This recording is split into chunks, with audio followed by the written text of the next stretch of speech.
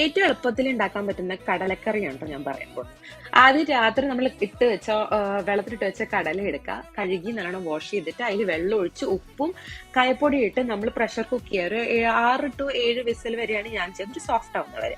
അതിനുശേഷം ഒരു പാത്രം എടുക്കുക, അതിൽ 3 ടേബിൾ സ്പൂൺ എണ്ണ ഒഴിച്ചിട്ട് പിന്നെ അതിന് കട മസാലസ് ഡീറ്റെയിൽസ് എല്ലാം ഡിസ്ക്രിപ്ഷൻ ബോക്സിൽ ഉണ്ടാവും. ഉള്ളി ഇടുക, ഇഞ്ചി പച്ചമുളക് വെളുത്തുള്ളി ഇടുക, തക്കാളി ഇടുക, നല്ലോണം വഴറ്റുക. അതിനുശേഷം മുളക് പൊടി, കശ്മീരി ചില്ലി ഇടുന്നുണ്ട്, മഞ്ഞൾപ്പൊടി, ഗരം മസാല, പിന്നെ മല്ലിപ്പൊടി, ഇതെല്ലാം ഇട്ടിട്ട് നല്ലോണം വഴറ്റുക.